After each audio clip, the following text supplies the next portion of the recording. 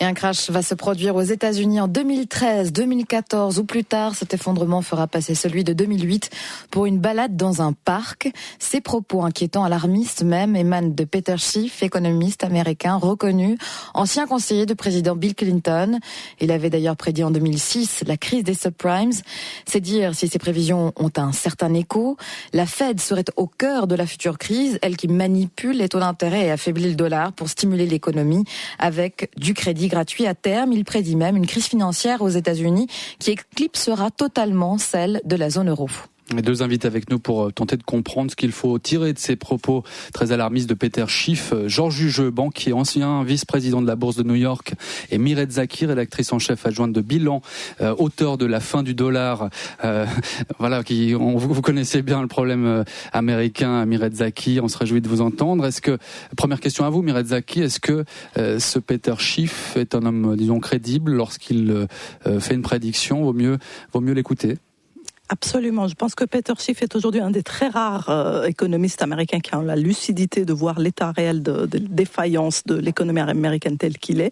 Ça fait longtemps maintenant qu'il avertit contre le marché obligataire. Il met en garde contre les risques inhérents au système du marché obligataire d'abord, le marché de la dette en général et de tout le marché des actions. Il met aussi en garde contre la détention d'actifs en dollars. Et je pense qu'il a extrêmement raison parce qu'effectivement, la Banque centrale du monde, qui est la Réserve fédérale américaine, manipule les taux depuis maintenant 10 ans. Elle les maintient artificiellement bas. Qu'est-ce que ça veut dire? Ça veut dire qu'elle les met à des niveaux à quasiment zéro ou négatifs, si on déduit l'inflation, alors même que le risque des débiteurs de l'économie, c'est-à-dire des agents qui empruntent, est très très loin de refléter ce 0%.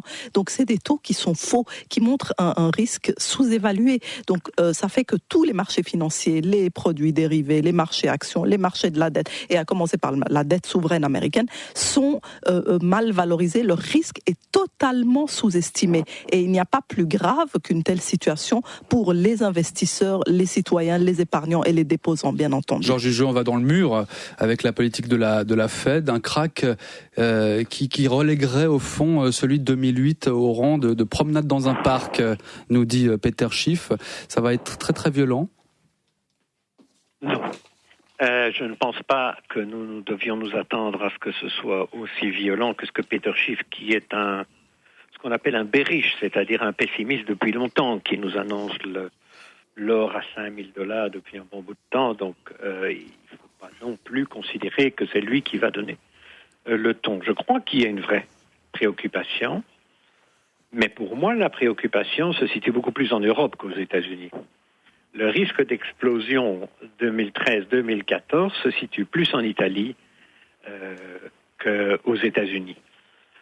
L'un n'empêche pas l'autre peut-être, Georges Jugeux. Sur la politique de la Fed, Georges Jugeux, est-ce qu'elle est irresponsable? Non, la politique de la Fed, d'abord, il y a eu le QE2. Je dirais ceci, c'est que personnellement, je considère que le fameux quantitative easing auquel fait allusion Peter Schiff dans ses articles est effectivement une erreur. Le seul impact que ça a eu, ça a fait monter la bourse et puis elle a rebaissé quand ça a été terminé. Quand on est à des niveaux de taux d'intérêt aussi bas que ceux qu'on a aujourd'hui, faire un quantitative easing, c'est pratiquement donner du placebo à un malade. Ça ne sert absolument à rien, mais ça rassure et puis ça va donner un peu de boom à Wall Street et peut-être qu'en période électorale, ça va faire plaisir. Mais fondamentalement, refaire un QE3, comme on dit, n'aurait aucun sens pour le moment. Mireille Zaki, Peter Schiff dit très grossièrement que les plans de relance ne font que retarder l'échéance et ne font que grossir la dette. Pour autant, on a envie de dire, mais est-ce qu'on avait le choix? Est-ce qu'on n'avait pas le choix justement de faire ces plans de relance? Il y avait effectivement des solutions de bout de chandelle, mais c'était les seules opportunités que nous avions pour stopper l'hémorragie. Non, alors, ce n'est pas tout à fait exact. D'abord, je pense que par rapport à ce que M. Jugeux dit, on ne peut pas se permettre aujourd'hui d'avoir un ton comme ça rassurant ou qui se veut dédramatisant, etc. La situation est réellement grave et elle est parce qu'on n'a pas permis à des banques de faire faillite assez tôt. On n'a pas relevé les taux d'intérêt pour refléter le risque réel de l'économie assez tôt. Si on avait pris ces risques avant, si on avait en fait géré correctement l'économie avant, il y aurait eu quelques faillites, il y aurait eu une petite crise. Mais comme on a reporté sans cesse, eh bien la dette américaine a triplé dans des proportions gigantesques. Elle était à peu près à 6 000 milliards en 2002. Maintenant, elle approche des 18 000 milliards. C'est tout à fait ingérable. Donc on est en train de donner à l'économie l'économie, au problème en fait des proportions qui vont être très très difficiles à rattraper. Par rapport à l'Europe, je ne suis pas d'accord. Je pense que l'Europe va aller mieux parce qu'il y a une réelle volonté, avec l'austérité, même impopulaire, de faire tenir l'Europe ensemble, de sauver l'euro. Et je vous rappelle que le déficit budgétaire américain est aujourd'hui à plus de 10%, alors qu'en Grèce, il est à 7,8%.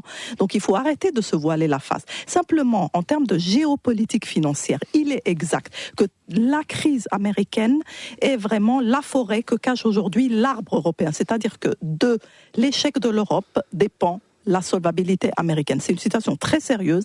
Les États-Unis ont besoin que l'Europe et que l'euro continuent d'être en crise, que l'euro soit peu crédible pour qu'il continue d'aller mieux. Parce que le marché de la dette européenne aujourd'hui, parce qu'il est en crise, n'est pas une alternative valable au marché de la dette américaine. Ça permet à la dette américaine de tenir le coup. Mais le jour où l'Europe se stabilise, ou donne les premiers signes de vraie stabilisation durable, ce sera très très dangereux pour l'économie américaine, surtout si on passe l'échéance des élections présidentielles américaine. Donc on va vraiment faire une situation qui est dangereuse, qu'il ne faut pas sous-estimer. Et plus la Réserve fédérale américaine va manipuler les taux et administrer l'économie, plus elle va construire du risque dans le système. Et le risque sera non seulement d'effondrement de l'économie américaine, mais un risque de krach des marchés financiers mondiaux. Voilà.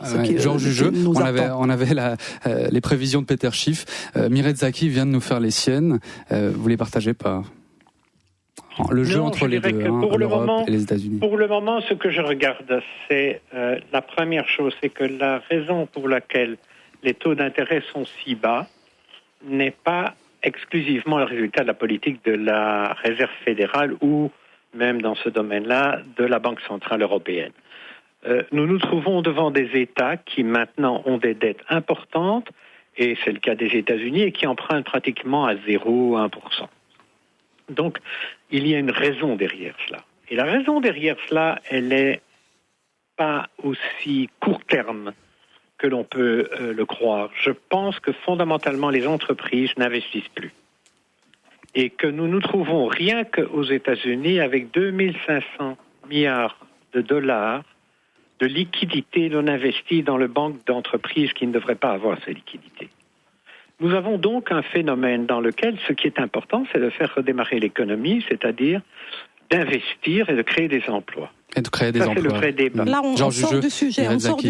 On le reprendra, Mireille Zaki. On vous le promet, on le reprendra ce sujet. Il nous faut conclure, malheureusement, il est 18h58. Mireille Zaki, Georges Jugeux, je vous remercie pour ces deux regards croisés sur les propos de Peter Schiff, très très alarmistes. Une excellente soirée à vous deux.